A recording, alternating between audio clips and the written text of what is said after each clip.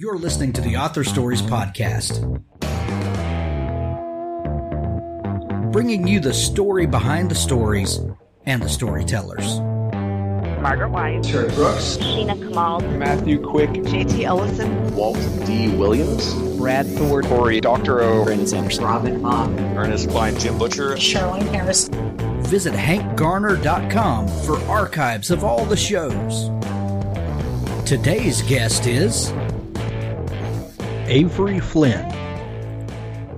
In grade school, I had gotten one of those baby blue Brother typewriters from my dad. My parents were divorced, and I don't think he knew what to get like a 6-year-old. I think it was lost on him. But he got that for me, and I used to go in there and write gibberish about all of my stuffed animals. My mom, actually, we lived in a teeny tiny apartment, 2-bedroom apartment. So my mom had one room and my sister and I shared the other. But we had like a little water heater room. I don't know what else to call it. The water heater was in there. It was like in a little closet.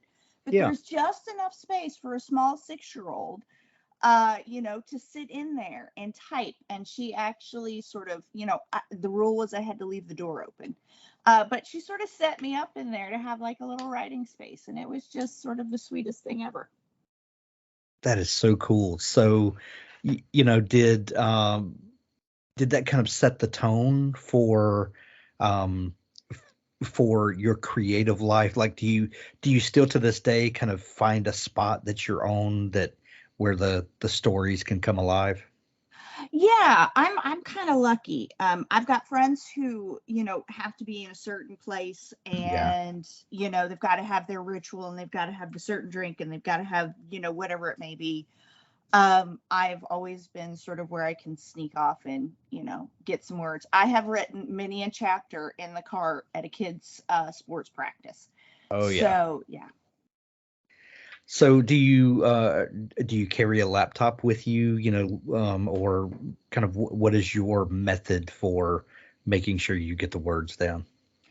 My editors might say I don't have a method, and that's the problem when it comes to deadlines.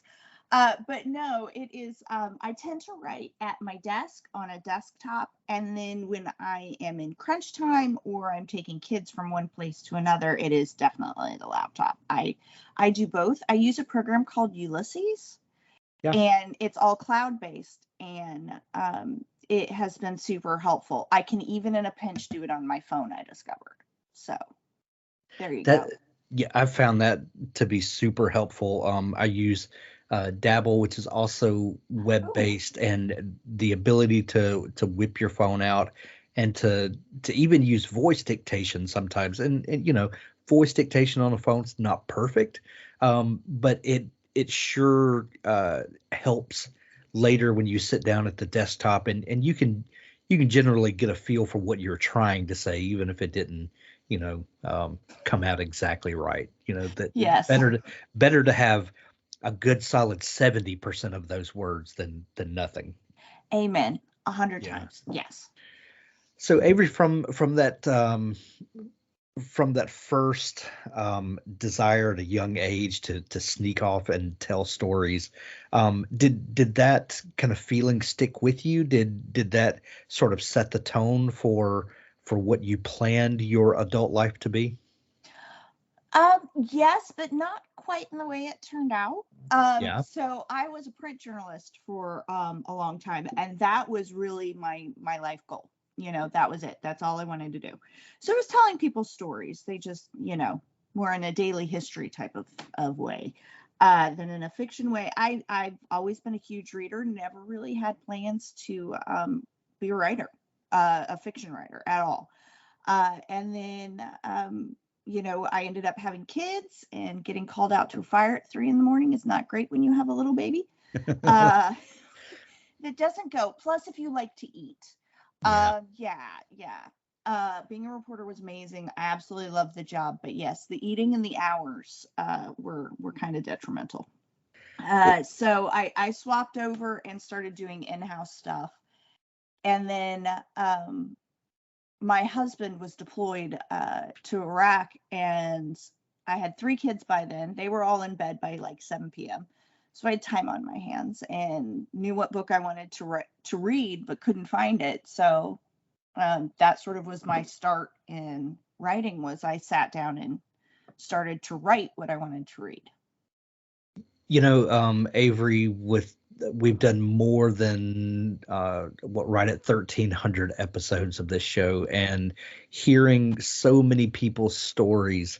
What I find interesting is I can count on my two hands, probably on one hand, the people that had that early desire to write and followed that one pure passion all the way through and never deviated from that path. Those are rare stories, but they are amazing and completely unhinged people, and I exactly. love Exactly. I love them, but yeah, it's like a completely different mindset in the work. It is. But what is so much fun is hearing the circuitous route that people have taken to reach their dream bliss, and it's so much fun just hearing how life has a way of winding us back and forth until we land at this crazy novelist life. Working as a journalist, can you look back on that time and see tools that you picked up along the way that help you now to be a better fiction writer? And I know that journalism writing and fiction writing are two different animals, but was there anything you picked up along the way that helps you now tell made up stories? Oh, absolutely. I think I worked in several different areas of the country, so you get a little bit different of a view of people. You get sort of a wider perspective of sort of the things that make us different and the things that make us the same. Right. I think also, like, one of my favorite thing to write is dialogue. I loved writing dialogue. And I think spending those years just listening to people talk and getting their stories and doing that really helped in being able to write dialogue 180%. Yeah, for sure. Yeah, that there's something about journalism that helps you to pay attention to people. And what's interesting is, if you're in a big city, there might be a news event that happens, and you could possibly have 5 or 6 different journalists that show up to the same event, and then you read the stories the next day, and they're all slightly different because they're from the perception from the view of the journalist there, and everyone has different things that they notice, different details pop up to certain people, and that's always fun to just kind of see how different people see the world. Oh, absolutely. And I will say, I think probably being a journalist has helped a lot as far as reading reviews and things like that, because I definitely developed a thicker skin. And I think part of that, like you brought up the fact that, different journalists will come in and have different views of things, people's inherent biases, who actually talk to them, all of the millions of things, sort of which path they go down. But I will tell you right now, I remember very clearly writing, a story, having it published, and getting calls from people yelling at me from completely different perspectives on things, like, this was way too much this, and the other person's like, this wasn't enough this, how could you? So yeah, I think that really, from a taking criticism side of things, I think it really taught me and brought home that lesson that, just as we as writers bring ourselves to whatever we're creating, people who are readers bring their own set of expectations and history and hangups and everything else to a book. It's so subjective from both ends. And I just find that really, really fascinating. So Avery, when you decided to write that first novel, well, first off, the first novel that you wrote, was that your first novel that you published? It was. That's it amazing. Was. Yeah, I think that was A curse and a blessing. I mean, it's amazing to, I came in right at the end of towards the end of the ebook heyday. So there were just, so that was amazing. So I had a lot of opportunities that maybe people a little bit before me didn't quite have, and maybe not a lot of people right after me have had. So I was lucky in that sweet spot there. But sort of the other side of it is that, as you improve your craft with every book, Sure. with everything you're learning, right? And I did all of that in public. So that part's kind of embarrassing. But it's that way for everybody. If you, someone that's published, 50 books, if you look back at that first one, you can't help but see the natural progression. And I guess that's something that everybody deals with in one way or another. Yeah. And I was just actually having a conversation with somebody on Twitter the other day, and they were like, I thought the second book would be easier. And I'm like, wait until you hear about the third or the fourth. I'm like, they don't get easier. It's such a horrible realization, but they really don't. That's so funny. We have a saying that no matter how many books you've written and published, the blank page is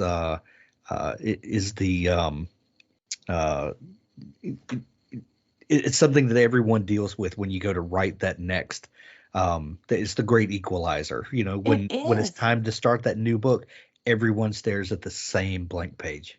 Oh, exactly. We're like, how did I do this? I don't know how this works. Words? What are those? Yeah, it's in a way, it's knowing what you're doing and yet starting over at the exact same time with every book. What was the idea for that first book? What was it that got under your skin and had to be told? Well, I love. I'm an omnivore reader, so I read absolutely everything. Yeah, me too. Oh, it's the best of all of the worlds. It really is. But so I was really reading a ton of romantic suspense at the time, and I wanted to read, a romantic suspense, and I was like, I want it set in a small town, and I want it kind of like this, and I'm liking that, and I couldn't find it, and then I just got this. One of my big fears as a child was always having to take out the garbage at night, because it was just scary and dark, and you're throwing your garbage into, the big giant bin, and somebody could jump out of there. And that has stuck with me my entire life, unfortunately. And I was like, imagine if you found a dead body in there. What would you do? And so that was basically the impetus. And now I write rom-coms. So again, your life just changes dramatically. Do you see a connecting thread between the romantic suspense and rom-com, other than the first part of the phrase? Both are romantic, but is there a thread between the suspense and the comedy? I think there absolutely is. I do too. I think both, like a suspensey, thrillery type book and a comedy book, they both address the fears that we have, right? The scary things, the topics that maybe we don't talk about all the time, right? They just come at it from a different angle. But, the heart of comedy is always pain. I'm sorry, it is. And I think the heart of romantic suspense is like the ability to overcome. So then when you add in, the romance factor of it, that's always about, both of them are really about overcoming things and facing your fears and going through the ugly stuff. And I think they both, as like a community of readers, from my perspective, both of those genres really give the ability for the reader to have a bit of a cathartic moment. I mean, all reading does that to an extent, but I think that with this, it's almost just about that overcoming and getting past something. Well, looking back through your back catalog, one thing that seems to resonate throughout at least most of your work, I can't speak for all of it, but there does seem to be an element of levity in a lot of your work, a lot of snarky humor in a lot of places. Is that something that is just a natural kind of outgrowth of your personality? What do you think about adding moments of humor and levity to your books? I don't know that I have tried to be more serious. I've tried to be angsty. And then, like a three-legged dog shows up, Right. that steals a chicken. It just, Three-legged dog named Flash or something. yeah, something like that. Exactly. I'm going to steal that. Thank you. But yeah, it's just sort of a natural little, I think, part of, how I grew up and, being Gen X, we're snarky little folks. And then, yeah, just part of dealing with it. I don't think I could turn it off if I tried. So how long did you write suspense before shifting gears? Let's see. I wrote for several years. And I loved those books. I think they will always hold such a soft spot in my heart, but they did not do very well commercially. And I was ready to chuck it all in, and had reached out to my publisher, because I'm still contracted for several books, and said, hey, I'm not making you any money. You're not really making me any money. So I think we should probably, not do this anymore. And, the woman that I work with as my editor at Entangled, Liz Pelletier, or Peltier, sorry, I always do that. I say it like it's spelled. She gave me a call, and we were on the phone for probably 2.5 hours. And she's the one who convinced me to make that turn to rom-com, and really utilize that side of the voice. And I did that. And the first book, we started working together and have worked with each other since, and continue to, even as I work with others. And our first book together was The Negotiator. And that changed everything. That changed my career. It changed how I look at writing, changed sort of what kind of stories I wanted to write. So it's sort of like, what you were talking about at the beginning, about how sometimes we take just that weird little circular route to get where we're supposed to be. I feel as a writer at this point, I'm kind of where I'm supposed to be. Was that a difficult switch to make? Just thinking about stories differently. Did it change the way that you plotted books? What was that? What was that gear shifting like for you? It's very interesting, because coming from romantic suspense, what you're doing is you're actually plotting two books at once, right? You're plotting a romance and you're plotting a suspense / thriller, whichever way you go. So I've talked to other folks who write rom-coms, and it's always interesting to hear other people's processes. And not a lot of folks approach rom-coms the same way that I do, because I still plot 2 books. It's just one's a comedy and one's a romance. So I think they both sort of have to go on these sort of parallel tracks to get where you go on. And I do try and sneak in a dead body every once in a while. That's just, that's just one of those things. That's funny.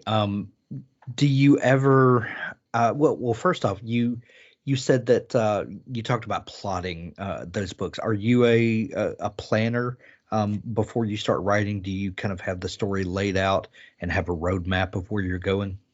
Oh, absolutely. Now, not to say I stick with it all of the way, but Sure. yeah, I like to schedule all of my surprises. So scheduled spontaneity, that's what I call it. So yeah, I'm a little rigid. So yeah, I'm definitely a plotter. Even Gotcha. after, like almost 40 books, I still need to sit down and figure out where I'm going. So how in depth is that plot? Like, I know some people that will write like 50 pages of pre-writing before they ever get to the actual writing of the book. Are you that detailed? Is it like a bullet point list? Are you kind of planning out chapters? What does a plan look like for you? Well, it definitely has changed over the years. I've never been a 50-page outliner or anything like that. Sure. But I am at the point where what I like to do is, it's usually like a 3 to 5 sentence description of what needs to happen in each chapter as I'm going through, and whose POV is it going to be in, because I do dual POV most of the time. And how does that flow, and so that tends to be how significantly I plot. There is a great, if somebody is out there and whether you write romance or not, it's a great plotting book. It's called Romancing the Beat, and that book is phenomenal for helping to, because as a writer, sometimes you go in and it's just, you've read so much, how a plot's supposed to feel. Right. So when you're actually trying to organize it into, categories and things like that, I had trouble doing that in the beginning, and Romancing the Beat just saved my bacon in that way. I just added that to my one click on Amazon. That sounds. Oh yeah, it's Gwen Hayes, and it's a phenomenal book. Yeah, that sounds awesome. When your new book, let's talk about your new book for. Well, before we talk about the new book, I one thing that I noticed in your back catalog is you have a couple of different series that are set in fictional towns that you've made up. Or looks like you have three series that are set. What's the benefit to creating your own world that you can then tell stories in? I am incredibly lazy.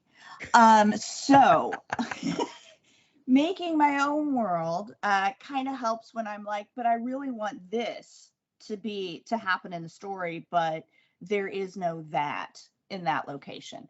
I've got several books that are based in Harbor City, which is my fake New York. And it was done partially for that reason. I'm like, but I want it to have everything, that I want it to have. Yeah. And the other reason is, we've all been someplace or read a book, and whether it's because it's the job that the characters have, or it's location, or, the flight mode, whatever it may be. And there's some random, really small, really insignificant detail that you're like, that is wrong. And it pulls you completely out of the story. So creating your own world, to me, sort of helps skip that for folks, and allows them to stay in the story a little bit more. Gotcha. One thing that I love to ask people is about the beginnings of stories. Some people will say, where do you get your ideas from? And no writer likes to answer that question, because, story ideas are everywhere. You just have to reach up and grab the one that's resonating at the moment. But when you begin a book, at one point, the book does not exist in any way, shape, or form. And then either a character walks onto the stage of your mind, or you start playing the what if game, or maybe you have read something and it triggers your imagination. And at some point, a book like Witcha Gonna Do does exist, and then it's your job as the writer to kind of dig that out of the dirt and polish it off and make it into the book that it will be. What was that kind of instigating moment for this book for you? I think it was in how I wanted to tell the story. So what you gonna do, when we talked about and planned this book, my agent Elaine, my editor Christine Schwartz at Berkeley, and myself, and really what I wanted to do was tell the story, but I love an underdog story. Underdog stories make me so happy. So I'm like, I want to make this world that is basically our world, but everybody's magic, right? All of that stuff exists. It's not I'm getting a peek into a world I didn't know existed. This is the world. It is our world, but everybody's magic, and there's all this stuff. And so I knew I wanted to do that. I knew I wanted to do an underdog story. So I'm like, imagine being like from the most powerful magical family, and you have none. You're like just this dud. And, what kind of job would you do? What would your attitude be? How would that work? What would you do? So that definitely was sort of the beginning story and how I started thinking about Tilda and planning her out. And then the way I wanted to tell the story, because we were doing it in first person, I really wanted the reader to ratchet up their involvement in the story. So I wanted the characters to actually talk to the readers. Some people love it, some people hate it. It is very divisive. Straight up knew that going in. But I love when you would be at a club or you're at the grocery store or you're in some random spot and you end up talking with this stranger and they're so engrossing that like you let people skip ahead of you so you can hear the rest of their story. And that's what I really wanted to do. So that's why, the story starts off with Tilda basically introducing herself and saying, hey, it's me. And, no, I'm not that one. I'm not that one either. I'm this one. So I think it just really kind of set up both the world, sort of the tone of the book, and then also how Tilda sees herself in the beginning, because that's her big growth arc. Really. Gotcha. Well, when I first got this book in the mail from your publicist, I think, oh, well, this is a paranormal romance, and I kind of thought that I knew what the book was by looking at the arc, and I sat down to start reading it. And I was like, oh, okay, this is a paranormal romance slash little bit of a cozy mystery slash heist novel. Yes. Slash, and it just kept going on and on. The book got more complex, and the story, and this is why you should never prejudge a book, obviously. But I will say though that this cover is beautiful. Lenny Kaufman did such an amazing job. Please judge this book by the cover. Absolutely. It's a gorgeous cover. But I was not prepared for how complex the plot was, and I don't mean that in a bad way, not complex as in convoluted, but the story just kept growing and growing, and it was so much fun. Oh, I'm so glad you liked it. Yeah, I think that's what's kind of fun about this. Well, number one, when you go in and you start something new, right? This is my first, I've done a couple of novellas that had been paranormal, but this is my first big paranormal novel sized. I love reading paranormal. I love the world building that people put into it. There's so much amazing craft and levels that people do with, paranormal, fantasy, science fiction, all of that. Sure. And I just really wanted to lean into that. And then also it's because it's the first book in a series, it's like, you're sort of Dorothy opening that front door of your house in Oz, you think what's going on, and then there's this huge world beyond it. And I just thought that was fun. Plus, right. I might have had a little too much fun going, and then this can happen. There's something really fun about going from, writing contemporary to doing something where you're kind of stuck, and then you're like, oh, wait, they have magic. And you're like, oh, I can totally fix that. That makes sense. I got this. I heard someone say one time that they really wanted to write a Western, but they were scared to write a Western because they weren't steeped enough in the history and the to get all the details right. And someone said, well, just throw in a unicorn, because as soon as you throw in a unicorn, then all bets are off. It becomes then fantasy, and it can be anything that you want it to be, and you can include all the Western elements that you want to without having to be an expert on the genre. And I kind of laughed because that is funny, but it's true at the same time. As soon as you include something that's off the map a little bit, then it just completely frees you up to tell any kind of story that you want to do. Was it like that writing paranormal for you, since this was your first foray into paranormal? Was there a freeing aspect to it? Yeah, I think there definitely was.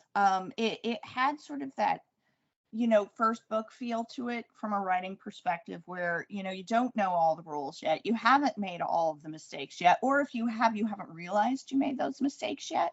So, yeah, there's not as much, self-doubt is the wrong word, but like self-censorship where you sort of bring yourself back and you're like, I can't do that. There's not as much of the I can't, Right. when you try something new like that. So you mentioned rules. You weren't sure of the rules yet. Are there certain rules to the paranormal genre that things that readers expect to see, or are you talking about rules that you had made up so that you stay within the confines of the world and the dynamics that you set up?